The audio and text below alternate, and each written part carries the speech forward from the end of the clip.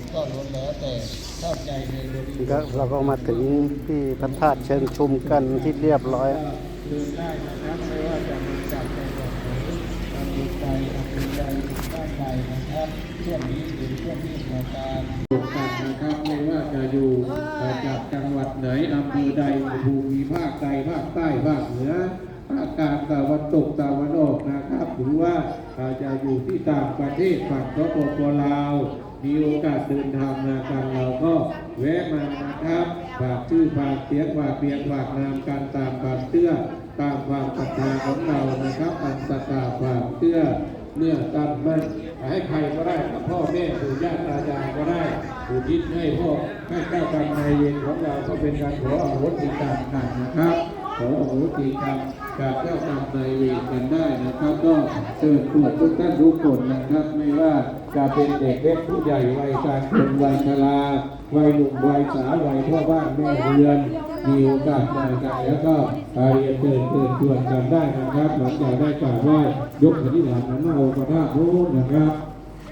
ขอพรเลยครับ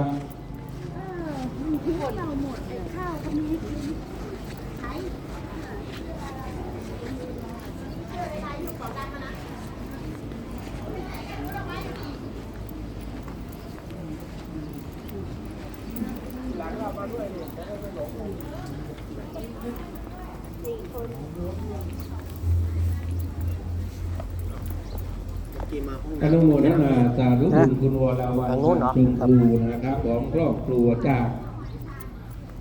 เขตจอมทองกรุงเทพมหานครโน้นนะครับเปิดดวงเปิดโชคเปิดหน้าเปิดว่าฐานะสืบชะตาชีวิตอยู่ที่เกิดผลให้พ่อแม่ปู่ย่าตายายบรรดาบรรพบุรุษบรรพชนผู้ล่วงลับไปแล้วจงได้มารับมาอนุโมทนาเอาส่วนบุญส่วนกุศลอนุโมทนาสาธุบุญคุณวราพรไทยสถิตวัดเช่นเดียวกันของครอบครัวจากดาวอนองเขตธนบุรีกรุงเทพมหานครนะครับเปิดดวงเปิดโชคเปิดลาภเปิดวาสนาสืบชะตาชีวิตอุทิศส่วนกุศลขออโหสิกรรมจากเจ้ากรรมนายเวรอนุโมทนาสาธุบุญคุณอุทัยวัฒน์วารีบริสุทธิคุณของครอบครัวจากกรุงเทพมหานครเปิดดวงเปิดโชคเปิดลาภเปิดวาสนาสืบชะตาชีวิตไปไหว้ข้างในกันนี่ครับนี่ก็ ครูนะครับของผู้ครอบครัวนะครับได้ทำบุญทำกุศลเปิดดวงเปิดโชคเปิดลาภเปิดวาสนาสืบชะตาชีวิตตลอดเพราะวันเพราะเดือนเพราะปีแก้กรรมแก้เวรสัพพทุกข์สัพพโศกสัพพโรคสารพัดธรรมะอันตรายใดๆจงจะได้ไม่ออกมาและจงประสบความสำเร็จในชีวิตหน้าที่การงานด้วยกันดุลพิษรอยใจนักปีอันมีอายุส่วนหน้าสุขาภาละปฏิบัติการทำสมบัติจงทุกประการเถิดอนุโมทนาสาธุบุญคุณพระตรามัสสุขานุสองครอบครัวจากกรุงเทพมหานครโดยมีเรื่อง เข้าไปกราบไหว้พระธาตุข้างใน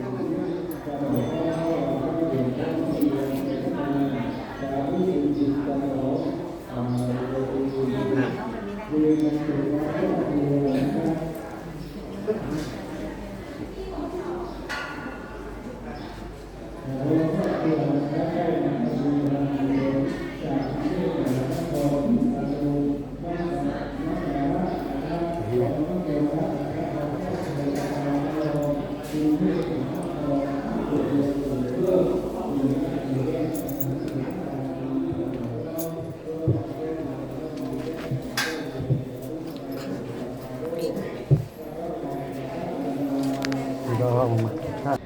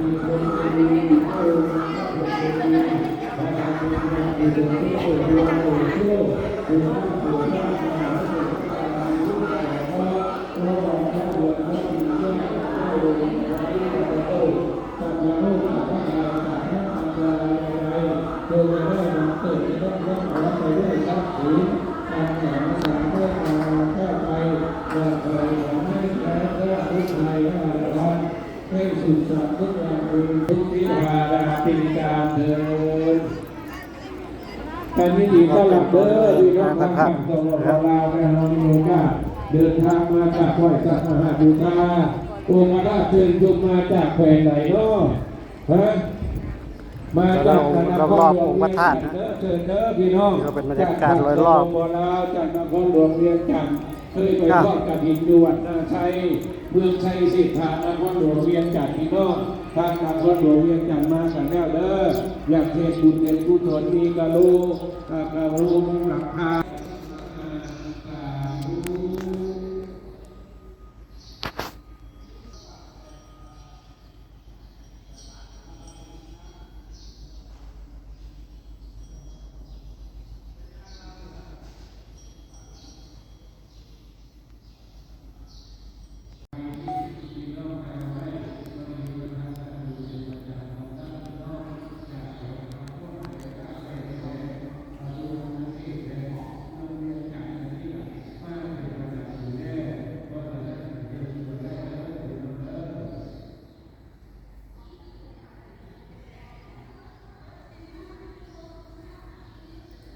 นี่ก็เป็นภายวิหารหรือว่าอุโบสถนะ